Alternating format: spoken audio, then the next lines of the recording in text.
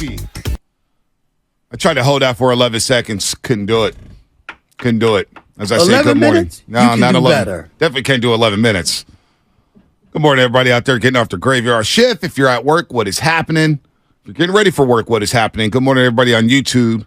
Good morning, everybody on the Comcast Business Text line, on Twitch. All the callers. We got Rob Parker coming up in a second. Let's squeeze in a call before we get to Rob Parker. Squeeze in one call. We're talking about the 3 most devastating losses you've had as a sports fan. Something you'll never get over. You'll never get over it. Bud in Oakland. What are 3 losses you'll never get over as a sports fan? What's good? Listen, man, I'm going to have to say for sure that Warriors lost to LeBron. The Game 7. There's the Raiders Super Bowl loss. But the number one for me is the Chuck rule, a rule that was made up in the middle of the game that has haunted the NFL landscape forever. How do you come up with a Chuck rule? Then the very next year, it never even exists. So that's got to be the one that's going to hurt. I don't care what type of team your fan is as a fan of the NFL or games. That's got to hurt for everyone. Hey, did you watch the ESPN with Charles Woodson and Tom 30 Brady for 30? sitting down? Yeah, did you watch that? No, I didn't. Nuh-uh. You should watch it. But when you watch it, they were actually teammates in college. I know. Teammates in college, weren't they? Yeah, and Yep. while you watch it, I think it's going to hurt even more, but also provide unbelievable clarity on how they did get screwed. They did get screwed. Oh, there's no other way around it. They got screwed. I mean, Brady freaking admitted it. He did. Now, he made did. the most of that opportunity. And the Patriots still had to win a game in overtime, but basically that game, we know how momentum works. That game was over then. It was done. Jeff Shockey, Sid, and the rest of you stay on hold for a second. We got Rob Parker coming up. We'll get to all your calls right after Rob Parker, friend of the program. Of course, check out his website, MLBBro.com. He's the founder and editor covering black and brown players from around the major leagues, chronicling the path of both past and present black and brown players, highlighting their achievements in the game right now, and from a historical standpoint, Inside the Parker every single Thursday, the MLB Bro Show every Saturday and Sunday. And, of course, he was at Giants-Cubs about a month ago here at Oracle Park. Our man Sam Lubman caught up to him. And I believe Rob Parker's going into the Hall of Fame at the National Association of Black Journalists Convention this year in Birmingham, Alabama. Is that correct, Rob? It is correct. How you guys doing? Unbelievable. I'm still numb, but yep, August 4th down in Birmingham. Yeah. And BJ, what an honor. I mean, to be recognized by your peers, while you're still alive and breathing and can experience it. So I'm thrilled. It's a great honor. No, you deserve it too, because I've told the story to Shasky before, but you probably don't remember it. My first NABJ was in New Orleans in 2012. And I remember I was running around, asking people for advice as I was trying to get my career kick-started. And one guy told me, oh, man, you're going to have to pick one. You're going to have to either write or you're going to have to do radio. And I actually ran into you, and you gave me 5 minutes. I'll never forget it. You gave me 5 minutes, and you said, young brother, do both. Don't ever let nobody tell you can't do both. And I took that with me. I was like, you know what? I'm going to ride with Rob on this one. And so really I'll never forget that. Now it's my first ever NABJ. So that association and everybody that goes through there, guys like you, Mark Spears, Howard Bryant, a lot of guys who've come through the NABJ, man. And you guys have done a lot for guys like me, Jason Dumas, and a lot of youngsters out here. Man, I appreciate hearing that. And Jason Dumas, we used to go out to have. He'll tell you the story. We used to go out to eat at ESPN when he was a production assistant, and I remember us having this conversation. I said, I know you're happy. You're working here, but what do you want to do? And he says, I want to be on the air. And I was like, okay, then you got to prepare to leave ESPN because you're not going to be on the air from here and the job you're in.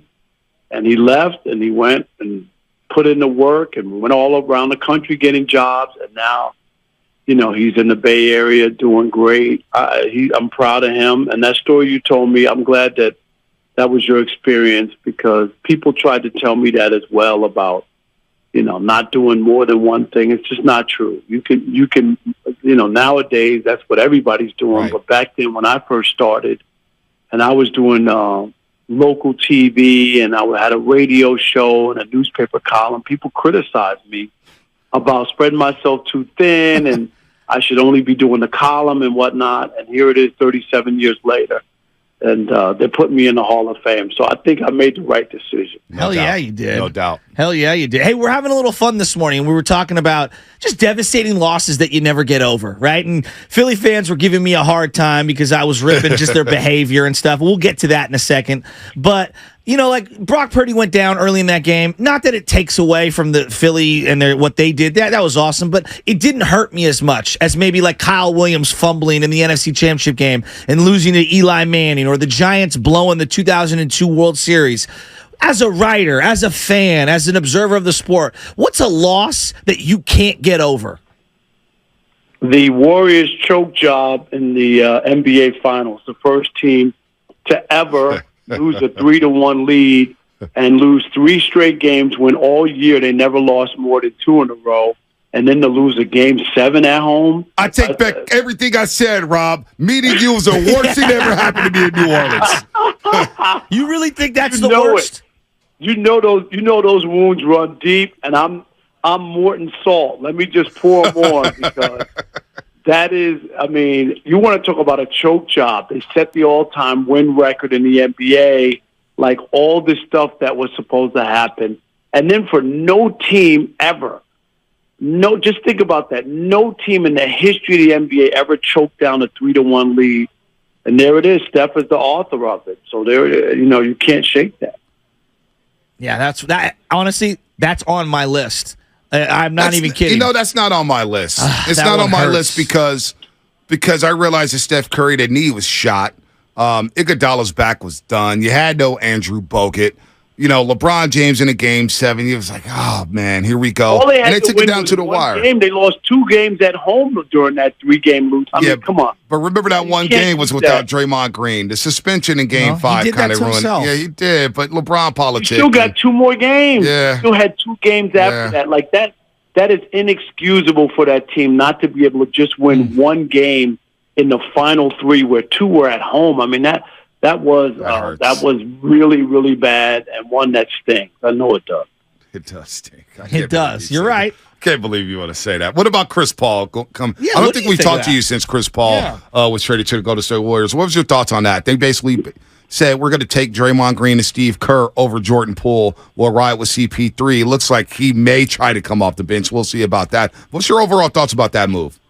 Well, I did find now that CP3 is with the Warriors, I do have their new pregame meal menu now that Chris Paul is in Golden State. So before the games now, they're going to have sodium-free bacon, decaf coffee, and a chest x-ray before every game. I mean, come on. CP3, I don't see how he fits with them. Maybe they got something different, the way that they play. The Jordan Poole thing, I thought the way they handled the whole thing, I get it. Draymond's been there longer, won more championships. But what they did to Jordan Poole and how they handled that was probably the worst thing I've ever seen. He didn't deserve what happened to him, and I think that they went with 4 championships over 1, even though Jordan Poole helped them win the last one. He played well, and then all of a sudden fell off. But I don't know. I don't know where they're going. They're still not they still don't have height that they need. You saw what happened with the Lakers, how they exploited them. They're too small. I don't get it. I mean, you got to explain to me what they're doing. Rob, I respect you as a journalist, because I'm not one, and I always defer to Bonte because he's a legitimate journalist and came up in that lane, if you will. And so I've been very frustrated, and I'll get where I'm going here. Is the media in Philadelphia, in particular, it feels like to me they do this thing, that's just Philly fans, where it to me feels like they're condoning bad behavior at times, and they're saying that's just how we are. You're going to get booed. They're going to throw things at you, but that's okay. Now, booing is one thing. Physically touching people, spitting on them, throwing things at them. I mean, come on. I think that's super low-life behavior. But to me, the way the media portrays it and almost condones it, it makes it worse. Because when I talk into this microphone every day, I understand how powerful my words can be. And for me to do that would be reckless, and it would be shameful of my community and my family. Why are they allowed to exist in that particular medium that way? It really bugs me. Yeah, I'm with you. I mean, the behavior is over the top. It shouldn't be allowed. But you're right. That's for whatever reason, they've gotten just the reputation, and people have decided to just like endorse it. Oh, like I'll give you a perfect example. If you remember Buddy Ryan having a fight on the sideline with, he was the defensive coordinator, and Kevin Gilbride. Oh, yeah. Houston Oilers, Famous. yeah. And he's throwing punches at another coach during the game. Most guys would have lost their gigs. Yeah. You know what they said?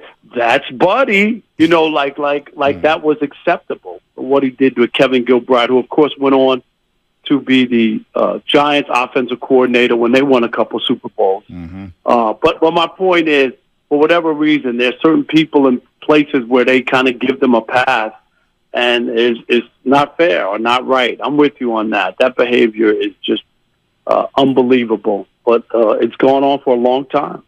Rob, Shohei Ohtani, you think he gets traded? And if he doesn't, what is he going to attract on the open market? I believe this guy last offseason, Shasky and I were talking, I was like, I'd give him $75 million a year. People are like, are you crazy? Because you're getting two players in one, the pitcher and the hitter, and he's top 5 in both when it comes to pitching and hitting. Now it looks like he may get $100 million a year. So one, Rob, 2-part question. You think he's getting traded at the deadline? And 2, what is he going to command on that open market? I would trade him. I don't know how you let a guy like that walk and have no compensation. You just you can't live with the idea that maybe he'll somehow, some way, will resign with the Angels. Because I would do exactly what the Nationals did to Juan Soto. They offered him $440 million, and obviously Ohtani would get more. But I'm saying, offer him a big deal, and when he turned that down, I'm sure Soto would want it now, but when he turns it down, then you have to trade him immediately. You say to him, I'm going to offer you $600 million. Here it is. And if that guy can turn down $600 million, he's not signing with you. So you need to move on and not hold on to this pipe dream that you're going to get him, especially that Trout's hurt. They got all kinds of injuries on that team. They're not going to make the playoffs. It's a bad scene right there. And here's the bad part. You let him walk, you get nothing, and then he goes down 405 to L.A., right? And go up to 405 to L.A. Doesn't have to move. He's in the same area, and then you as an organization gets crushed where your guy is playing for the Dodgers. He's on a bigger, brighter stage, and you wind up with nothing, holding an empty bag. I think you got to do that, and I think he's worth at least $600 million. I think that's where the bidding starts. Is there a chance the Mets get involved with the way everything's going on and their owner Cohen? Yeah, there's a chance that the Mets could swoop in and be the team. I think he wants to live on the West Coast. It looks like it's the Dodgers to fumble, the bag and not make the right offer, but it looks like he's going to go to the Dodgers. That's what it looks like. Oh, God. Another. I know. That's what it looks like. I know. Gotta give him up to the Bay Area, man. I mean, gosh. What did you... I'm not saying he can't, but I'm just saying like that. Like, it does feel like... Remember, he picked the Anaheim, right? He wanted to be somewhere with his DH. He wanted to be closer to Japan. I get all that. And I'm saying the Bay Area, of course, if they're going to come up, are they going to come up with the loot? They got $600 million. The Giants are like the number 5 team in baseball financially. So they got money and they got a fan base. It would be great. It is wild that we're talking about hundreds of millions of dollars per year for these payrolls, the Mets, and you referenced the Phillies and the Dodgers and the Giants, and then you got the A's. And the A's are just sitting here, and I don't even know. I don't buy anything that's coming out of the A's ownership perspective, or even Rob Manfred, because he's doing the bidding of them. This whole, we didn't negotiate with Oakland because Oakland didn't give us anything, and now it comes out that the mayor and Rob Manfred, well, hey, we actually did talk, and here's the proposal that we put on the table. What's your, 7,000-foot view of just the A's, Oakland, Vegas, and where Rob Manfred fits in all of this? Because I feel like the community of Oakland's getting a big screw job here. Yeah, I'm sad for Oakland because of the rich tradition of baseball there. Some of the greatest players who ever played in Oakland. I mean, a team that won 3 World Series in a row and had Reggie Jackson and Vida Blue and Catfish Hunter and Sal Bando. I mean, I could go on and on and on about all the great players who played in Oakland. Later on, Canseco and Dave Stewart and You know what I mean? Like Yeah. Mark McGuire, Tony La Russa managed there. I mean, my God, it's a who's who. But this just seemed like this was dragging out way too long. They've already lost, and I'm not blaming the people, the fans. Even the Warriors walked out on them. I mean, and I know it's San Francisco; it ain't that far, and they used all the excuses that the Warriors started in San Francisco and all that. I get all that, but they did. The Raiders left, came back, left. I mean, it's just, it didn't seem like to me, if you're Oakland and you're serious about this should have happened a long time ago. You can't wait till the 13th, 11th hour and then try to reverse this trend where you have this city in Las Vegas that has gobs of money and they're trying to be a world-class city, and they got a football team. They even have a hockey team. And it's just, do you doubt there's going to be an NBA team there? I don't think you do you? Yeah. No, I'm with you. Vegas is getting everything. You're getting everything. Seattle's going to get a team at some point. Right. You know, I mean, yeah. That's what I'm saying. I just think poor Oakland, from that standpoint, that, you know, especially seeing what had happened with the other teams leaving. Right after, when the Warriors said that they're building a new building in San Francisco, let's just be honest. If you were the mayor or the city council in Oakland, that was the day you had to strike a deal with the Oakland A's, that day, and say, you know what, we're going to build you the stadium that you want. We're going to get this done. We don't want you to leave. And I don't know all the inner workings, but I'm saying once people start leaving you, there should have been a deal 8 years ago. Yeah. Yeah, that's when it should have been. No doubt. Rob, we always love talking to you again. Congratulations on being inducted into the Hall of Fame at the National Association of Black Journalists Convention. A lot of guys, Jason Dumas. My boy Jason from TNT, whenever he's traveling, comes out here. We always chop it up. Jason from Chicago. He's a big Niner fan as well. Jason Ingram, you know that. Jason Ingram, that's my guy, man. He's a big Niner fan. I met him actually with you in Boston in 2014. So congratulations, man. It should be a good time at Birmingham. I will not be making it this time around. But next year, I hear it's in Miami, so your boy may have to go on the South Beach for, just to have some fun with all my mentors and mentees. There you go. All good, guys. Hey, always a pleasure. We'll talk to you guys soon, all right? Absolutely. Rob Parker here on the Morning Roast on 95.7 The Game, the Odd Couple on Fox Sports 1 with Chris Broussard. Of course, he does a lot of great podcasts. You listen to his podcast, MLBBro.com, the founder and editor there. Of course, Inside the Parker podcast every Thursday in the MLB Bro Show. He loves baseball, he loves hoops, loves football, and he loves giving shots at the Warriors.